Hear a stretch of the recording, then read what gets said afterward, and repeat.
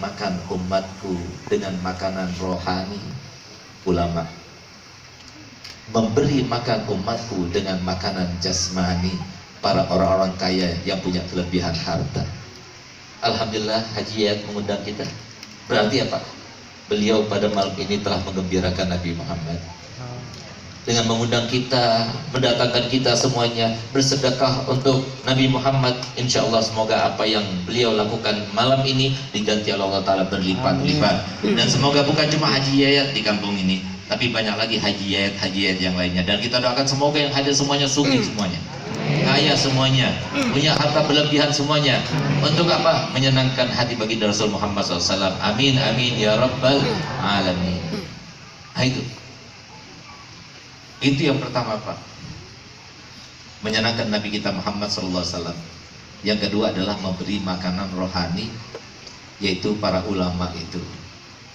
Tadi saya sampaikan oleh keduanya, ilmu lagi. Tadi saya juga bertanya, pengen bahagia? Iya pengen bahagia. Tahukah Pak, Bu, ulama dahulu itu cerdas-cerdas Bu. Ulama dahulu itu ingin memberikan pesan kepada kita itu, dengan cerdiknya mereka itu sisipkan pesannya itu di sesuatu yang sangat penting. Bahkan kita lihat kakek moyang kita yang telah berkorban dengan nyawa dan harta, masa mudanya semua dihabiskan, tidak peduli walaupun mereka itu baru menikah, mereka berkorban berjuang untuk melawan Belanda, untuk membebaskan negeri ini, bukan dengan senjata lengkap, bukan dengan senjata api, tapi hanya bersenjatakan bambu runcing dan takbir Allahu Akbar. Akhirnya mereka semuanya bisa merebut negara kita yang kita cintai ini. Mereka dapatkan itu semuanya bukan dengan senjata, tidak. Senjata itu bukan yang mengalahkan, tapi yang mengalahkan orang-orang Belanda pada saat itu yang menjajah negeri kita setelah 350 tahun lamanya. Itu yang mengalahkan itu bukan bambu runcingnya, tapi keimanan dan ketakwaannya kepada Allah. Sehingga kemudian mereka itu berpesan dan mensisipkan pesan itu di dalam lagu kebangsaan kita supaya mudah untuk kita mengingatnya dan menghafalnya. Kita ingatkan lagu kebangsaan kita hafalkan kan? Setiap tanggal 17 selalu kita lantunkan. Di situ ada pesannya para ulama, tapi kita tidak menerapkan dan melaksanakannya. Apa itu? Bangunlah jiwanya, bangunlah untuk Indonesia Raya. Pengen Indonesia Raya, pengen Indonesia jaya, pengen Indonesia bertahta, pengen Indonesia berdaulat, pengen Indonesia ditakuti, disegani oleh negara-negara tetangga. Bukan seperti sekarang ini kita dihinakan, direndahkan. Kalau kita ingin itu semuanya, bangun jiwanya, baru bangun badannya. Tapi mohon maaf, sekarang yang terjadi sebaliknya. Enggak pemerintahnya, enggak orang tuanya. Memang ini adalah sesuatu yang memang sudah didesain, disetting oleh siapa? Siapa lagi kalau bukan setan dan kroni-kroninya. Ini zamannya sekarang ini, dimana yang kita pikirkan bangun badannya. Gimana cara supaya badan itu memakai pakaian yang bagus, dinaungi oleh rumah yang megah, yang mewah, mengendarai kendaraan yang mahal. Itu yang kita pikirkan. Bagaimana caranya nanti nak, kamu itu sekarang belajar supaya dapat gaji yang banyak, dapat uang yang banyak. Nanti kehidupan kamu itu, masa depan kamu itu terjamin. Lupa kita bahwasanya kakek moyang kita itu berpesan pertama kali bukan bangun badannya, tapi bangun jiwanya dulu. Jiwanya dulu yang bangun. Kalau urusan badan itu bukan urusan kita, itu urusan Allah. Di dalam Al-Quran disebutkan wama min dabbatin fil ardi illa 'alallahi rizquha, tidak ada satu binatang pun yang melata di muka bumi kecuali pasti Allah yang menentukan rezekinya. Jangan sok-sokan Pak. Enggak Pak, Haji Yayat maupun yang lainnya yang merasa punya kelebihan harta. Ini semuanya beb karena usaha saya. Usaha yang mana? Tanyakan, kalau mereka orang yang punya harta itu mau berterus terang, pasti mereka itu pertama kali ingin menjadi orang kaya, ingin menjadi orang hebat, mengumpulkan harta yang melimpah yang banyak itu bukan seperti yang direncanakan. Kalau mereka jujur, pasti itu yang akan terjadi. Bukan seperti yang mereka rencanakan. Mereka dulunya ingin menjadi orang kaya melalui satu sektor tertentu, tapi ternyata ini nggak berhasil, ternyata ada sektor yang baru, ternyata tanpa sengaja begini, ternyata itu yang terjadi. Sehingga pantas kalau Allah Ta'ala memerintahkan Nabi Muhammad untuk kita selalu memperbanyak membaca zikir la haula wala quwata illa. Gak ada usaha Pak, Bu, gak ada usaha, gak ada upaya, semua itu adalah semata-mata pemberian Allah. Mungkin pemberian tersebut berkat orang tua kita, mungkin berkat guru kita, mungkin berkatnya dia berselawat kepada Nabi Muhammad, mungkin dia termasuk orang yang pernah bersedekah dan diterima sedekahnya sehingga bertambah harta bendanya. Mungkin itu yang terjadi. Usaha upaya bukan dari kita, semuanya itu pemberian daripada Allah Subhanahu Wa Taala. Ini yang terjadi, sesungguhnya ini yang terjadi. Tapi ketika seseorang itu melihat usaha dan upaya, harta benda yang didapatinya semua karena pikirannya, karena planningnya dan sebagainya, apalagi dia itu merasa sombong dengannya, tunggulah saatnya, pasti itu akan habis hilang begitu saja. Oleh karena itu para hadirin yang mulia Allah Ta'ala, yang membahagiakan itu bukan nominal, yang membahagiakan itu bukan wajah yang tampan. Kalau seumpama wajah yang tampan yang membahagiakan, berarti Allah tidak adil. Padahal Allah diantara nama dan sifatnya adalah Al-Adil, zat yang maha adil, tidak ada yang lebih adil pada Allah. Kalau Allah adil, kenapa manusia itu macam-macam? Ada yang cantik, ada yang sedang, ada yang jelek, ada yang sangat jelek.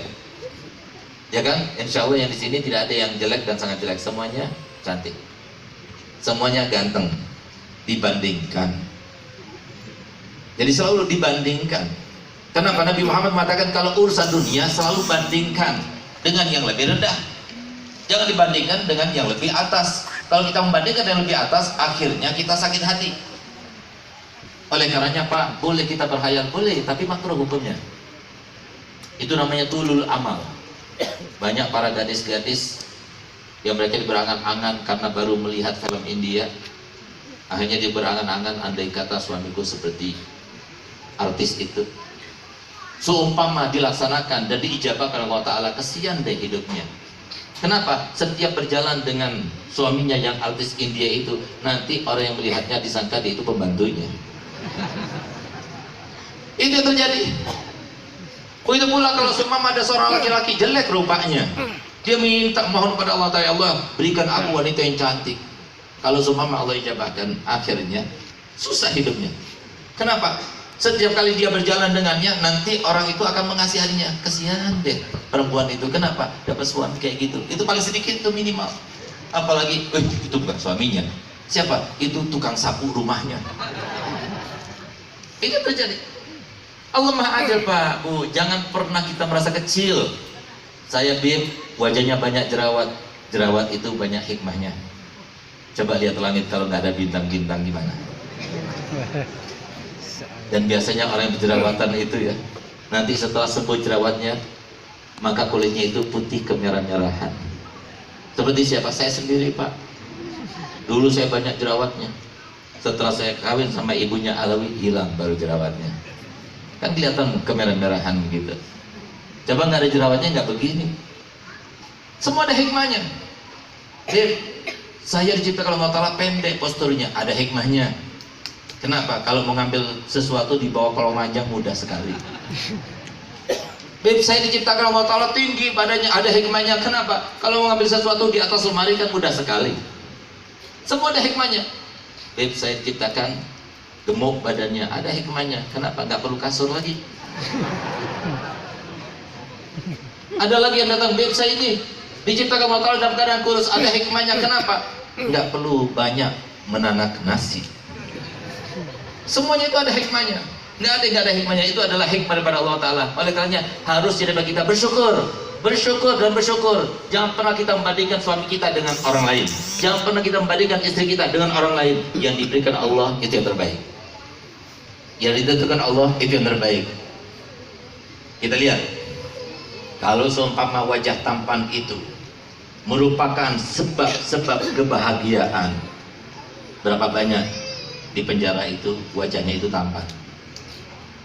Kita ingat kan baru-baru ini ada seorang artis tampan sekali di India, mati gantung diri, ya kan? Mau jadi seperti itu? Tampan wajahnya, bagus badannya, six pack perutnya, tapi meninggalnya dalam keadaan bunuh diri. Kita lihat Pak, ada salah satu daripada dai legendaris di Indonesia. Beliau siapa namanya? Ustadz Abdus Somad. Biasa-biasa saja, di Sumedang banyak yang seperti dia. Wajahnya banyak, ilmunya tidak sama. Kenapa? Kebahagiaan itu tidak terkait dengan nominal, tidak terkait dengan finansial, tidak. Kebahagiaan itu terkait dengan hati dan terkait yang membawa bahagia itu. Ini yang kita tidak menerapkannya dalam kehidupan ini, makanya kita tidak bahagia. Bahagia itu kita yang menentukan, bukan Allah yang menentukan, kita dulu yang menentukan. Kenapa? Allah Ta'ala sudah berfirman dalam Al-Quran, wa ja'alna likulli syai'in sababa, harus ada sebabnya. Sebab itu dari kita, bukan dari Allah. Kenapa Sayyidatuna Maryam alaihissalam ketika akan diletakkan janin rahim di dalam rahimnya Sayyidina Isa alaihissalam, kenapa harus diperintahkan oleh Allah Ta'ala Maryam supaya menggoyang yang namanya pohon kurma? Pohon kurma itu adalah pohon yang tidak bisa digoyang Pak. Huzi, goyanglah, dorong supaya apa? Bergelontoran kurma yang ada di atas sana. Mungkin perempuan bisa mendorong, bisa menggerakkan pohon kurma? Tidak mungkin. Kuat, kokoh, bukan seperti pohon jambu air atau pohon mangga. Tidak, nggak bisa bergoyang, kokoh. Tapi kenapa diperintahkan Allah Ta'ala? Supaya melakukan salah satu sebab. Walaupun kokoh tidak mungkin akan tergoyahkan, Allah yang menggoyahkannya, Allah yang akan menggoyangnya sehingga akan jatuh yang namanya kurma. Dari kurma itulah dimakan, Allah masukkan benih-benih itu. Kenapa Allah Ta'ala tidak mampu memasukkan benih itu langsung ke rahimnya? Mampu. Tapi kenapa diperintahkan dengan sebab? Karena itulah Allah Ta'ala ingin setiap hamba itu harus bertasabbuh. Oleh karenanya kalau semua kita tanyakan, pengen bahagia, bisa. Siapa menentukan bahagia? Kita sendiri. Sekarang kita akan bahas Pak, Bu, karena saya berharap kepada bapak-bapak, ibu-ibu semuanya nanti pulang ke rumah masing-masing dalam keadaan semuanya bahagia. Bagaimana caranya bahagia? Nabi Muhammad ini Pak,